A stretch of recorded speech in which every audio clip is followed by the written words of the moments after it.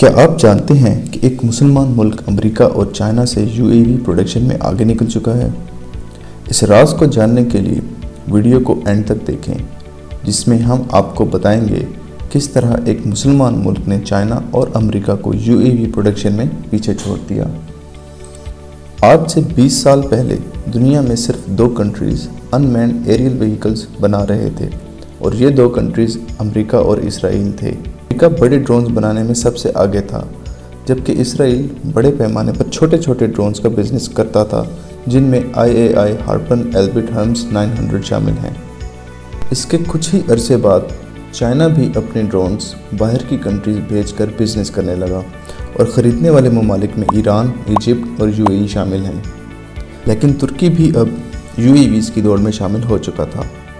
ترکی سے پہلے UAVs کا بزنس کرنے والے ممالک میں سب سے بڑا نام اسرائیل اور امریکہ کا تھا، لیکن جب ترکی نے UAVs بیچنے شروع کیے تو حالات ایک دم سے بدل گئے۔ 5 سے 6 سالوں میں ترکی سب سے زیادہ UAVs ایکسپورٹ کرنے والے ممالک میں سے ایک بن گیا، اور دیکھتے ہی دیکھتے ترکی تمام ایسٹ اور ویسٹ کی کنٹریز کو UAVs سیل کرنے لگا۔ 2021 میں ٹرکش ڈرونز نے دنیا کو حیرت میں ڈال دیا، جب انہوں نے نارکانو کالا باغ جنگ میں رشین D-72 ٹینکس اور سرویلنس سسٹم کو بیکار کر کے آذربائیجان کی جیت میں ایک اہم کردار ادا کیا۔ تب سے نیشنل ڈیفنس انڈسٹری میں ٹرکش ڈرونز کی ڈیمانڈ بہت تیزی سے بڑھ رہی ہے۔ پولینڈ، جو کہ یورپین کنٹری ہونے کے ساتھ ساتھ نیٹو کا ایکٹیو ممبر بھی ہے، ترکی کے ساتھ 30 بیرکتر TB2 ٹرکش ڈرونز کا ایگریمنٹ سائن کر چکا ہے۔ اسے نیشنل ڈیفنس یونٹ کی طرف سے ترکی کی بہت بڑی کامیابی کہا جا رہا ہے۔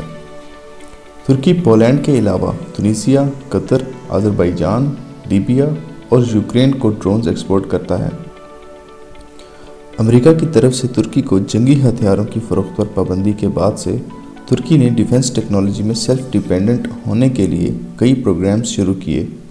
یہی وجہ ہے کہ کسی بھی دوسری کنٹری کے مقابلے میں ترکی بہت ہی تیزی سے اپنی ڈرون ٹیکنالوجی کو ڈیولپ کر رہا ہے۔ ترکی اس وقت امریکہ، چائنا اور اسرائیل کے بعد دنیا کا چوتھا سب سے بڑا ڈرون مینوفیکچرنگ کنٹری ہے، اور جلد ہی یہ ان کنٹریز کو پیچھے چھوڑ کر ڈرون سپر پاور بننے کی صلاحیت بھی رکھتا ہے۔ ترکی کے ڈرونز پر سب سے زیادہ کام ترکی کی اپنی ایک کمپنی بیرکتر کر رہی ہے۔ اس کمپنی کے CEO ترکی کے صدر رجب طیب اردوغان کے داماد ہیں، اور یہ MIT یونیورسٹی امریکہ سے الیکٹرانکس انجینئرنگ میں ڈگری بھی حاصل کر چکے ہیں۔ ٹرکش ڈرونز کی سب سے خاص بات یہ ہے کہ کسی بھی ڈرون کے مقابلے میں کم قیمت ہیں، اور اپنی ٹیکنالوجی کی پاور بھی ثابت کر چکے ہیں۔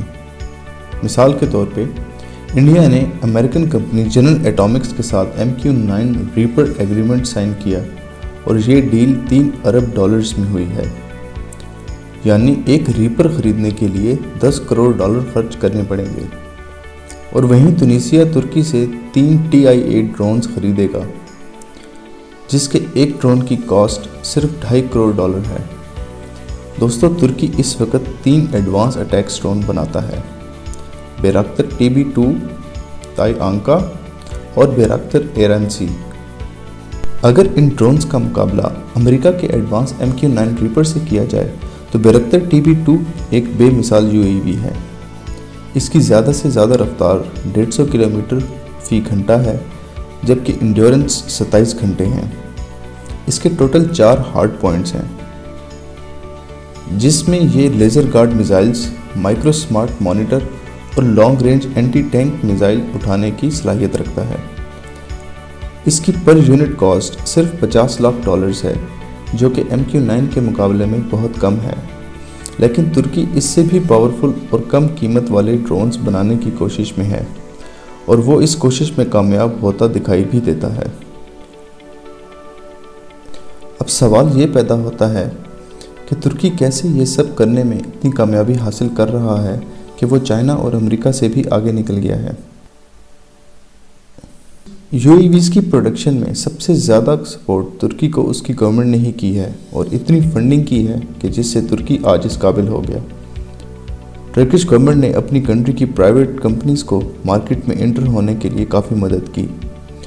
बेकर मकीना, एसेलसान, रॉकेटसान, इन 3 कंपनीज ने एडवांस UAVs बनाने में काफ़ी मदद की। इन कंपनीज की एफर्ट्स ने ही तुर्की को आज इस मकाम पर पहुंचाया। इससे ये साबित होता है कि किसी भी मुल्क की तरक्की में उसकी गवर्नमेंट का बहुत अहम किरदार होता है। इस तरह की मज़ीद वीडियोस देखने के लिए हमारे चैनल को लाइक और सब्सक्राइब करें और बेल बटन प्रेस करें ताकि आने वाली वीडियोस की नोटिफिकेशंस आपको मिलती रहे। शुक्रिया।